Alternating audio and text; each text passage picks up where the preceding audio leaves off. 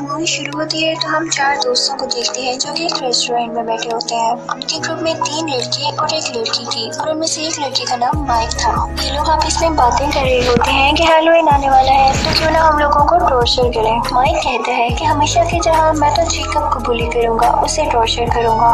In fact Jacob एक innocent सा लड़का था जिसे हर साल माइक तंग किया करता था।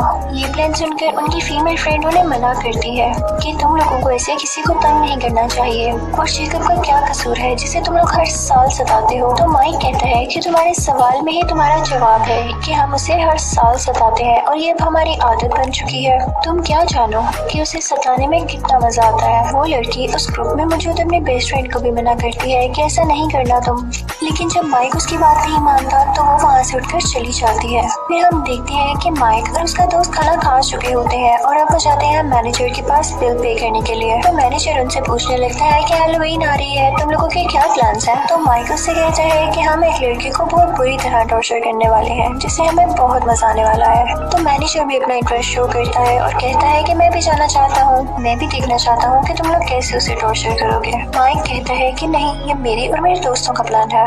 तो वो मैनेजर उसे काफी रिक्वेस्ट करता है और आखिरकार माइक मान जाता है उसे अपने साथ ले जाने के लिए जेकब को टॉर्चर करने। अब हम जान लेते हैं कि जेकब था कौन। वो एक मेंटली लड़का था जिसका दिमाग ठीक से काम नहीं करता था और ना वो ज्यादा कुछ सोच पाता था। उसे कैंडीज खाना बहुत पसंद था और सबसे बढ़ के कॉर्न कैंडी, जिसे वो एक पम्पकिन बास्केट में लिए फिरता था। वो एक फेस्टिवल की तरफ जाता है।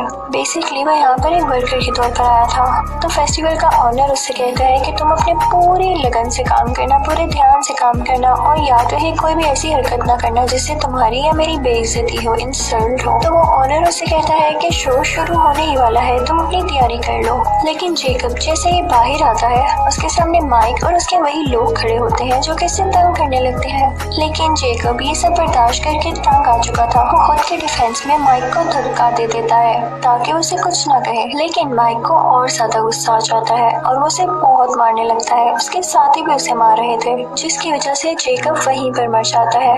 ये सब कुछ होता हुआ माइक की फीमेल फ्रेंड भी देख लेती है क्योंकि वो वहाँ पर छुप के खड़ी हुई थी। उसके दिल को कुछ होने लगता है कि ये लोग कैसे किसी की जान ले सकते हैं। फिर हम देखते हैं कि माइक और उसके दोस्त जब घर जाते हैं तो उन्हें इस बात का कोई रिग्रेट नहीं होता कि हमने किसी की जान ले ली, बल्कि वो कहते हैं कि जेकब की गलती थी। हम हर साल उसे टॉर्चर करते थे और वो हमारा टॉर्चर बर्दाश्त कर लेता था, सह लेता था। लेकिन इसी साल उसने खुद को प्रोटेक्ट करने के चक्कर में मुझे धक्का दिया तो क्या मुझे गुस्सा ना आता। यानी इतने जालिम थे ये लोग। दूसरी तरफ हम देखते हैं कि माइक की वही फीमेल फ्रेंड बहुत बुरा फील कर रही होती है जेकब को लेके। जब फेस्टिवल में शो का ऑनर ये देखता है कि जेकब को किसी ने मार दिया है तो उसे बहुत गुस्सा आता है कि मेरी वर्कर को कोई ऐसे मारकर कैसे जा सकता है। वो दिल का अच्छा इंसान होता है। वो जेकब की बॉडी को उठाकर अंदर ले आता है और उसके फेस पर कोई मास्क पहनाता है। उसके बाद वो एक रिचुअल करने लगता है जिससे किसी की सोल उसके अंदर आ जाती है और अब जख्मी जेकब फिर से जिंदा हो जाता है ताकि वो बदला ले सके उन लोगों से अपने मर्डर का।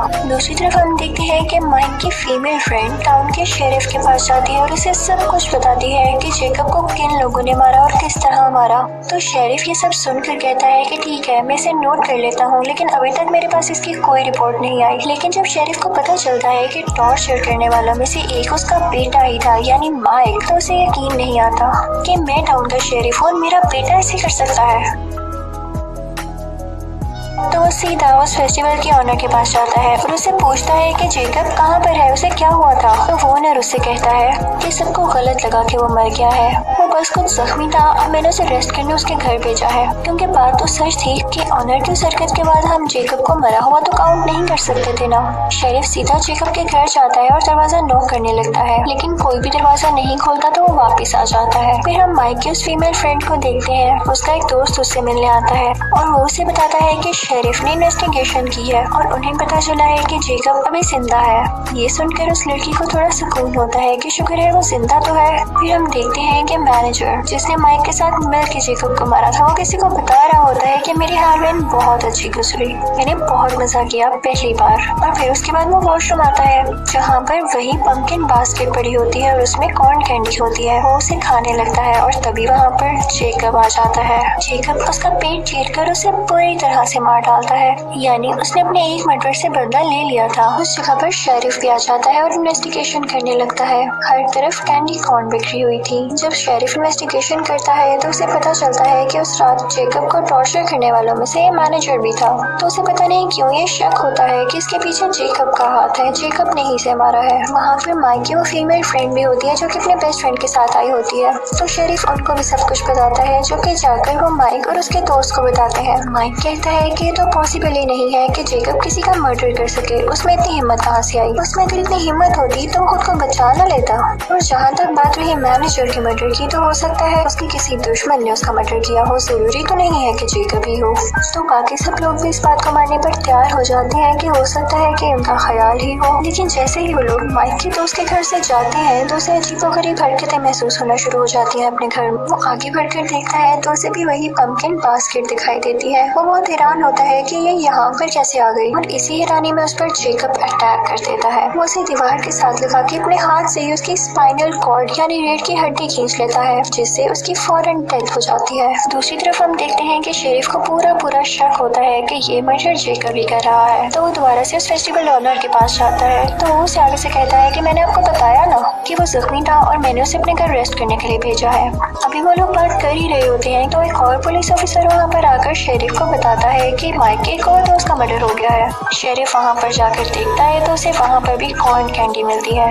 अब शेरिफ का शक सच्चा साबित हो चुका था। वो जेकब के घर जाता है लेकिन उसे वहाँ पर जेकब नहीं मिलता। जब वो उसके बेड के नीचे देखता है तो एक अजीब सी डेड बॉडी होती है जो कि बहुत पुरानी थी और वो जेकब की मदर की थी। लेकिन इस बॉडी का बाकी होने वाले मर्डर से कोई लेना देना नहीं था। शेरिफ अब खुद जेकब की तलाश में निकल पड़ता है और अपने बेटे माइक से कहता है कि तुम घर में रहोगे, बाहर मत निकलना, खतरा है तुम्हारी जान को। शेरिफ इस वजह से शहर भर में होने वाले कार्निवल, फेस्टिवल्स और इवेंट्स को रोक देता है और कहता है कि सब अपने घरों में रहें। ये सुनकर सब लोग बहुत गुस्सा होते हैं। उस फेस्टिवल के ओनर का जो स्टाफ था वो भी उस पर गुस्सा होता है कि कुछ न कुछ तो है जो आप हमसे छुपा रहे हैं और ये शायद आप ही की वजह से हो रहा है। अब हम कमाएंगे किस तरह? तभी उनमें से एक आदमी जिसका नाम बिशप होता है वो उस फेस्टिवल के ओनर से मिलता है और कहता है कि क्या जो तुम कर रहे हो वो ठीक है, तुम जो भी कहोगे मैं उस पर बिलीव कर लूंगा। तो वो ओनर कहता है कि जी बिल्कुल ठीक कर रहा हूँ मैं। हम जैसे लोग, हम जैसे छोटे लोग हमेशा टॉर्चर होते आए हैं और माइक जैसे बड़े लोग हमें टॉर्चर करते आए हैं। ये उनकी आदत बन चुकी है दूसरों को सताना और उनका दिल दुखाना। असल में माइक और उसके साथियों ने ही जेकब को मारा है। मैंने बस उसे जिंदा किया कि वो अपने मर्डर का बदला ले सके। तो आप मुझे बताएं क्या ये गलत बात है? ये बात ओनर के सब स्टाफ मेंबर्स के सामने भी आ जाती है और वो एग्री हो जाते हैं कि हम इस ओनर का साथ देंगे क्योंकि सच कह रहा है। टॉर्चर करने वालों के खिलाफ उनके अगेंस्ट कोई ना कोई स्टेप तो लेना होगा। फिर हम देखते हैं कि माइक की फीमेल फ्रेंड और उसका दोस्त एक जगह पर होते हैं। वो लड़की कुछ टाइम के लिए अंदर जाती है और जब बाहर आती है तो देखती है कि उसके दोस्त की डेड बॉडी पड़ी हुई है। उसे समझ नहीं आता कि क्या हो गया और इसी दौरान जेकब उसके पीछे आता है और उसकी जुबान बाहर खींच देता है, जिसकी वजह से वो भी मर जाती है उसी टाइम। शेरिफ भी उसी जगह पर आता है जहाँ पर वो फीमेल फ्रेंड और उसका दोस्त था, ये चेक करने के लिए कि क्या वो लोग ठीक है। पर जब वो अंदर जाता है तो देखता है कि उन दोनों की डेड बॉडीज पड़ी हुई है वहाँ पर। वो सारी बात समझ जाता है और फिर अपने बेटे माइक को कॉल करता है और कहता है कि देखो तुम्हारे दोस्त तो मारे जा चुके हैं, तुम मेरी बात मानो तो अपने घर के अंदर ही रहना, बाहर मत निकलना क्योंकि जेकब अब तुम्हें मारने वाला है। लेकिन माइक को गुस्सा आ जाता है और वो अपने घर से निकलता है उस कार्निवल यानी फेस्टिवल वाली जगह पर ताकि वो वहाँ के ओनर से पूछ सके कि आखिर मसला क्या है। लेकिन तभी उस ओनर का एक आदमी उसे मारकर बेहोश कर देता है। शेरिफ जब घर पहुँचता है और अपने बेटे को ढूंढता है तो वो उसे वहाँ पर नहीं मिलता। वो देखता है कि फेस्टिवल का ओनर है वहाँ पर। वो उस पर गन पॉइंट कर लेता है और पूछता है कि मेरा बेटा कहाँ पर है।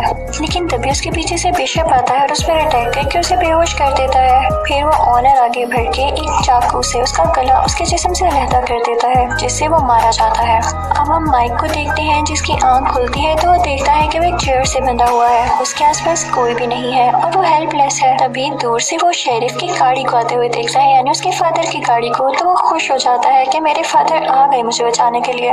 लेकिन ये उसकी गलत फहमी थी क्योंकि गाड़ी में तो उसका फादर था ही नहीं बल्कि उसका सर गाड़ी के ऊपर था, कटा हुआ सर, जिसे देख के माइक रोने लगता है क्योंकि वो जानता था कि वो भी मारा जाएगा, उसके फादर जो नहीं रहे, कोई भी नहीं रहा। तभी आता है जेकब उसके सामने, जो कि अब उसे बहुत बुरी तरह टॉर्चर करके मारने वाला था।